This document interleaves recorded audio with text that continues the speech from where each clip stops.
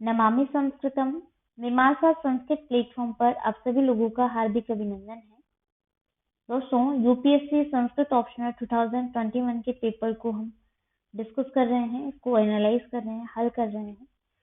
इस सीरीज में हम पूर्व में पेपर 1 के फर्स्ट क्वेश्चन जो कि संस्कृत व्याकरण से संबंधित रहे हैं उसको पूरा कर चुके हैं।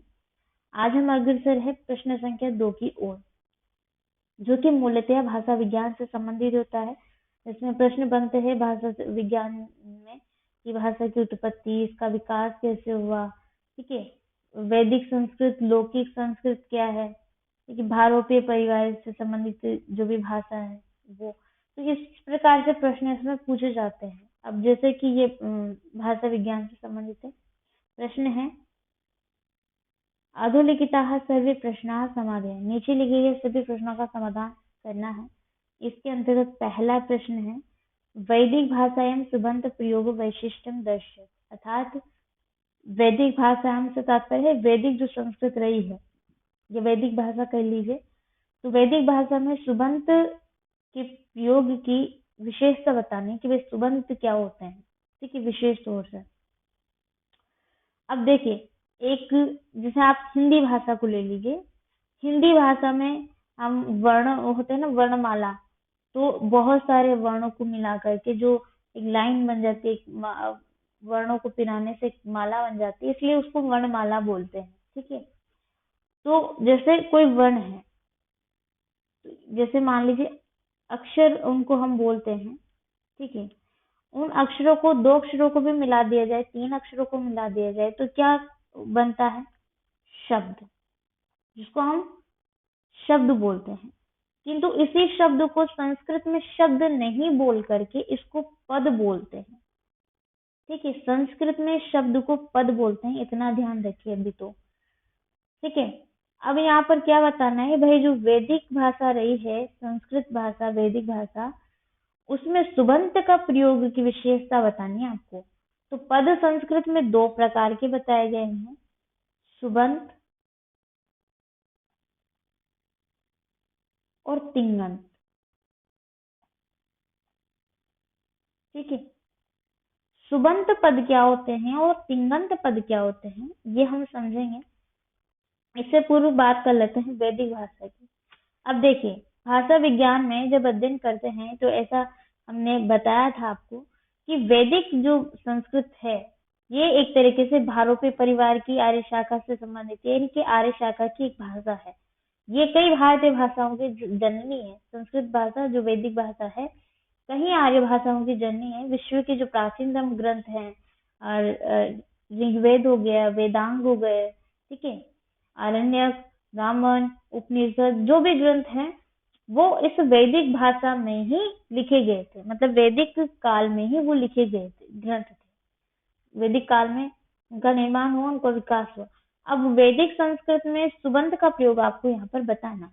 तो आपको हमने जैसा बताया कि सुबंत और तिंगंत नाम के 2 पद होते हैं, इसलिए संस्कृत में इनको बोलते हैं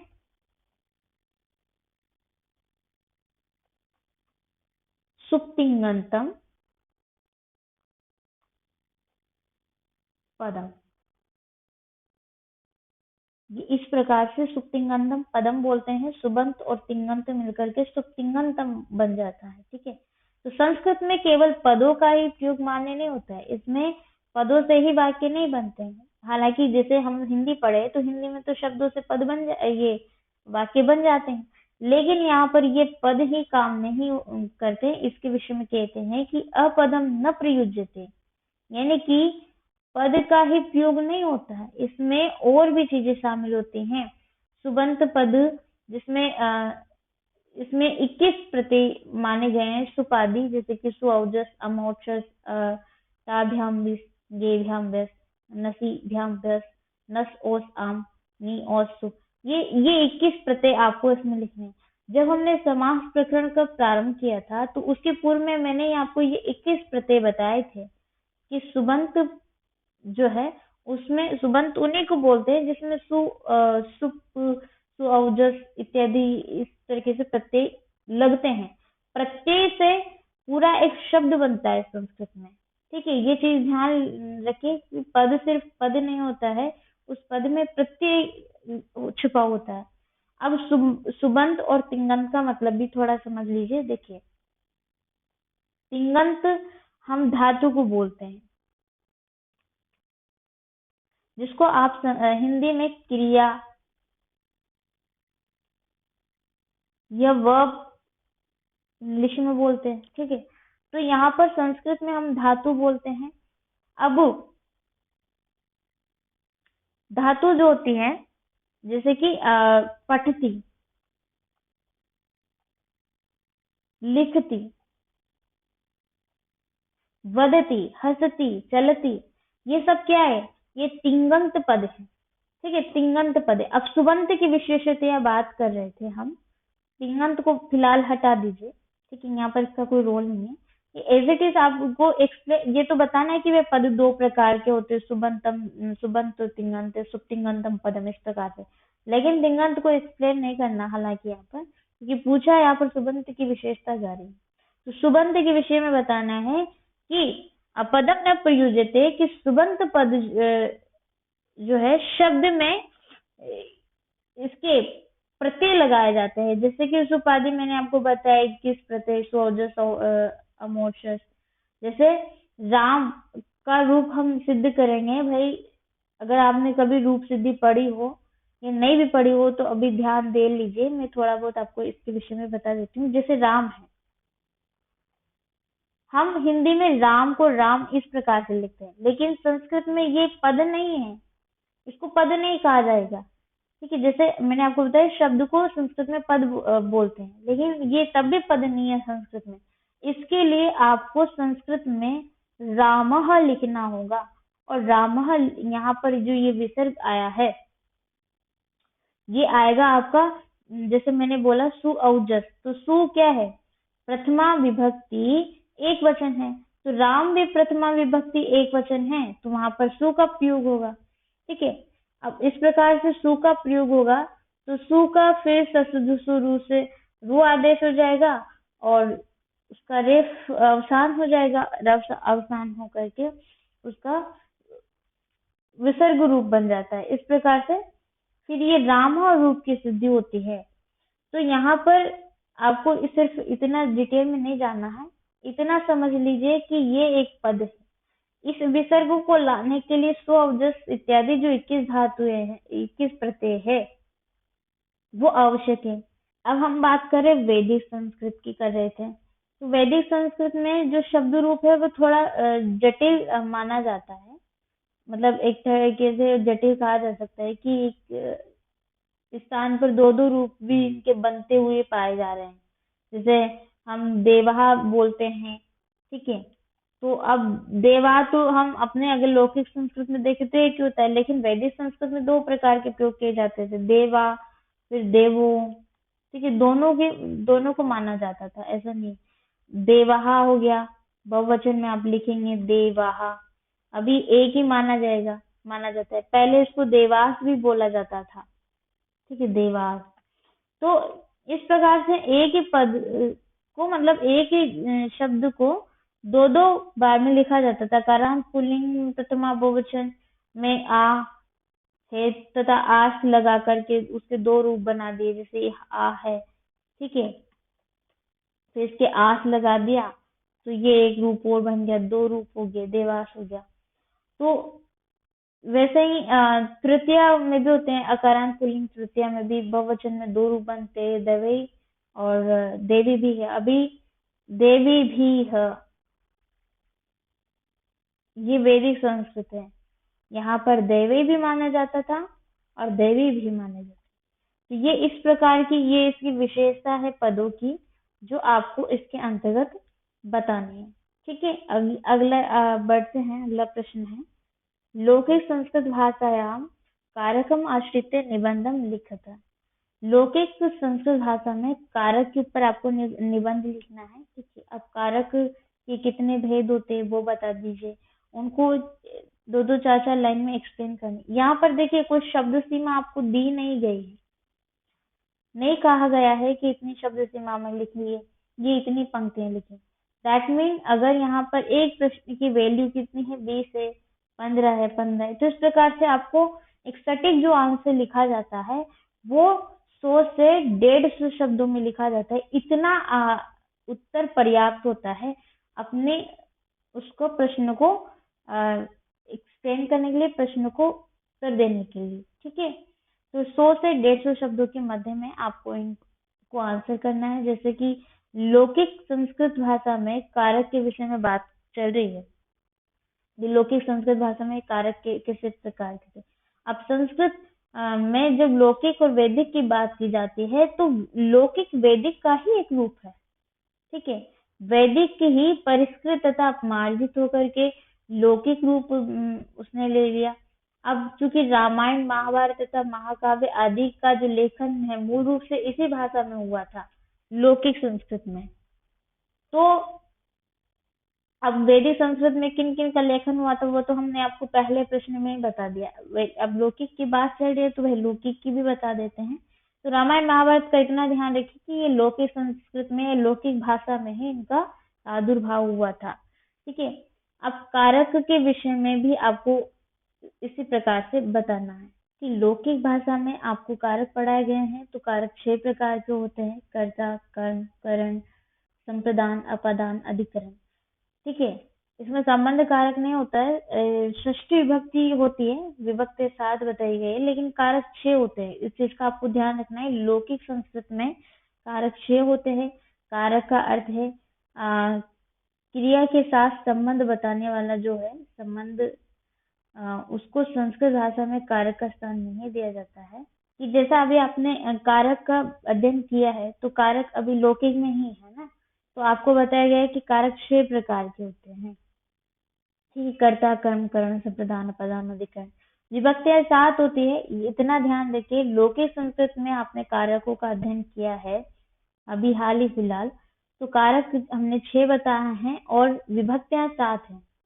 विभक्तियां 7 होती है कि प्रथमा, द्वितीय, तृतीय, चतुर्थी, पंचमी, षष्ठी, सप्तमी, इस प्रकार से। और कारक 6 होते हैं: कर्ता, कर्म, करण, संप्रदान, अपादान, अधिकरण। अब आपका प्रश्न बन रहा होगा भाई संबंध क्यों नहीं होता।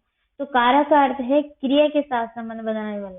ठीक है, संबंध को संस्कृत भाषा में कारक का स्थान प्राप्त नहीं होता है, उसको कारक नहीं कहा जाता है, इसलिए कारक यहाँ पर 6 होते हैं। कारक से संबंधित सूत्र पाणिनि ने अपनी जो अष्टाध्यायी है उसमें, और कात्यायन ने वार्तिक में तथा पतंजलि ने महाभाष्य में, तो इनसे हमें ज्ञात होता है कि संबंध जो है इसको कारक स्वीकार नहीं किया गया है, इसको कारक का दर्जा नहीं दिया गया है।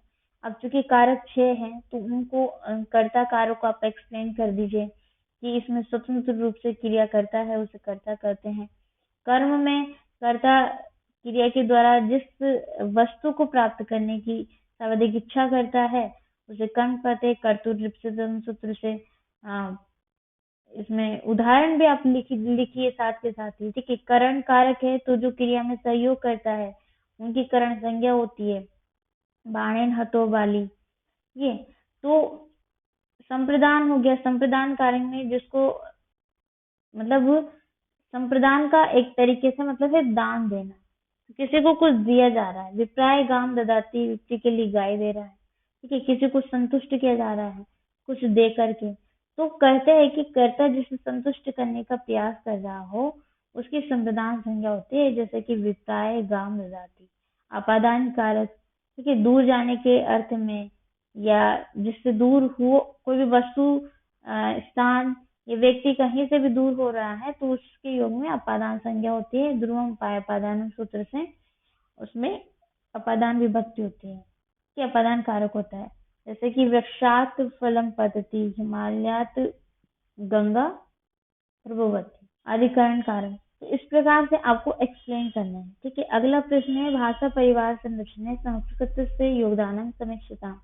भाषा परिवार के संरक्षण में संस्कृत का योगदान आपको बताना है कि संस्कृत का क्या योगदान है। अब भाषा परिवार में जो भाषा है तो भाषा वैज्ञानिकों के अनुसार संस्कृत का जो वर्तमान रूप है वैदिक संस्कृत से प्रेरित होकर के ये स्वयं मूल भारतीय भाषा का एक विकसित रूप है। ठीक है, और आगे चल करके ये जो संस्कृत भाषा है ये संस्कृत में भी कई भाषाओं को जन्म दिया है इसने।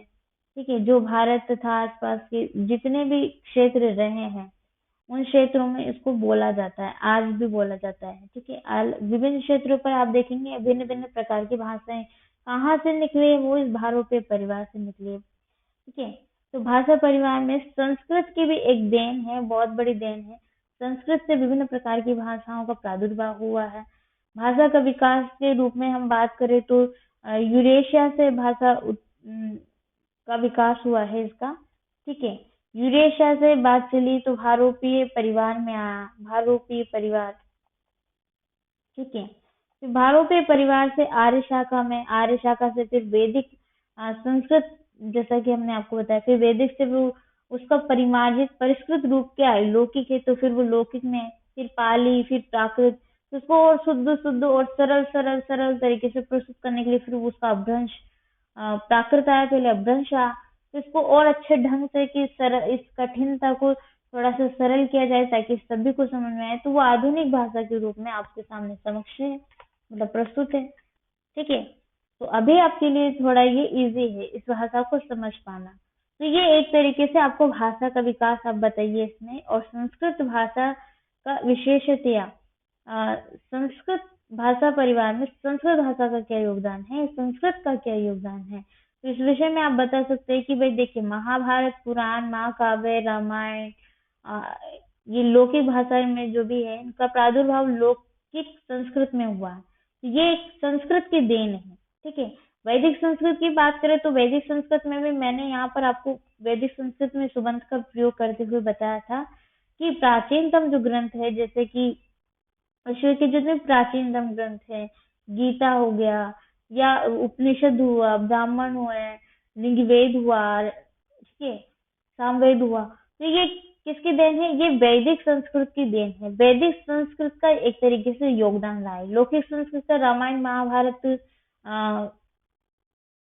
मैंने गीता बोल दिया था वैदिक में, तो वो लौकिक की है बात। ठीक है, रामायण महाभारत हो गया, पुराण हो गया, महाकाव्य जो भी चले आ रहे ये परंपरा है, तो ये लौकिक संस्कृत की देन एक तरीके से संस्कृत साहित्य में भी। पाली के विषय में हम बात करें तो आगे इधर आते हैं मौर्य काल में, मौर्य प्रशासन में, तो उसके समय की भाषा कही जाती है जहाँ पर पहले गौतम बुद्ध के 3 पिटक इसी भाषा में लिखे गए हैं, पाली भाषा में, जैसे हम हिस्ट्री में भी पढ़ते हैं, संस्कृत में भी पढ़ते हैं। ठीक है, प्राकृत भाषा है तो वो जैन धर्म का प्रचार प्रसार इसी भाषा में हुआ, प्राकृत भाषा में हुआ। और इसकी एक रचना भी है, गाथा सप्तशती, इसी भाषा में हुई थी, प्राकृत में हुई थी।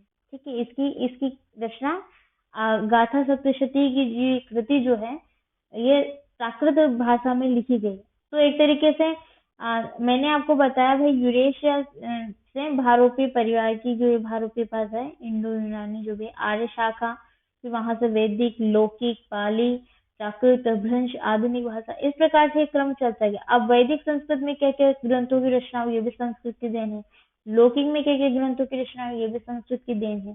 पाली में, प्राकृत में, अपभ्रंश के तथा आधुनिक भाषा के विषय में कहें तो अपभ्रंश से चल करके जो आधुनिक भाषा है तो उसका भी धीरे धीरे विकास हुआ, और फिर उसमें और भी अन्य भाषाएं, विशोर से नहीं। ठीक है, और इस अपभ्रंश से भी ब्रज भाषा तक खड़ी बोली इत्यादि का विकास हुआ, और आगे चलकर जैसे कि विभिन्न विभिन्न क्षेत्रों के हिसाब से ये अलग अलग बट गए, जैसे कि मागधी हो गई जो कि भोजपुरी इत्यादि, ये किधर बोली जाती है, बिहार के तरफ, झारखंड के तरफ, उत्तर प्रदेश के कुछ हिस्सा भी इसमें आता है मागधी। ठीक है, भोजपुरी, मैथिली। ठीक है, और महाराष्ट्री, मराठी तथा कोंकणी भाषा महाराष्ट्र इत्यादि में बोली जाने वाली, पैशासी भाषा पंजाब प्रांत में बोली जाने वाली, माचड़, ठीक है, दरद भाषा। तो ये एक हमें कह सकते हैं आधुनिक भाषा के रूप हैं, जो कि विभिन्न विभिन्न क्षेत्रों के हिसाब से ये बट गया है। ठीक है, तो यहाँ पर इस प्रकार से आपको संस्कृत भाषा का क्या योगदान रहा है भाषा परिवार के क्षेत्र में, भाषा परिवार की संरचना में, वो आपको प्रस्तुत करना है, चाहे वो लौकिक हो, चाहे वो वैदिक हो, चाहे वो प्राकृत हो, अपभ्रंश हो, ठीक है, पाली हो या आधुनिक भाषा हो, आधुनिक कृतियां हो, उनके विषय में आपको बताना है कि भाई संस्कृत की क्या देन है, स्पेसिफिकली संस्कृत से जो भी भाषाएं निकली है। ठीक है, तो उम्मीद करते हैं आपको यहाँ तक ये सारी चीजें क्लियर हो गई होंगी। और इससे संबंधित कोई भी आपके डाउट्स होते हैं, प्रश्न होते हैं, तो आप कमेंट बॉक्स में पूछ सकते हैं, आपको रिप्लाई किया जाएगा टाइमली। और हाँ, देखिए, अगर आपने फर्स्ट टाइम मीमांसा पर विजिट किया है, तो मैं आपसे ये अनुरोध करूंगी कि आप डिस्क्रिप्शन में चेक कीजिए, मीमांसा संस्कृत एप्लीकेशन, ये एक लॉन्च हो चुका है मीमांसा का, तो वहां पर जाइए, उसको सर्च कीजिए या लिंक के माध्यम से भी आप इंस्टॉल कर सकते हैं। वहाँ पे इनरोल कीजिए, आपको इन सारी चीज़ों की डिटेल्स वाइज जानकारी मिलेंगी, सीरियल ऑर्डर्स में लेक्चर्स मिलेंगे। ठीक है, आप देखिए उनको, आपको ट्रांसलेशन के भी अलग से कोर्स आप लेना चाहें तो उसके विषय में भी बताया गया है। तो यहीं पर अभी मैं अपनी वाणी को विराम देती हूँ। बाकी आप सभी लोगों का बहुत बहुत धन्यवाद।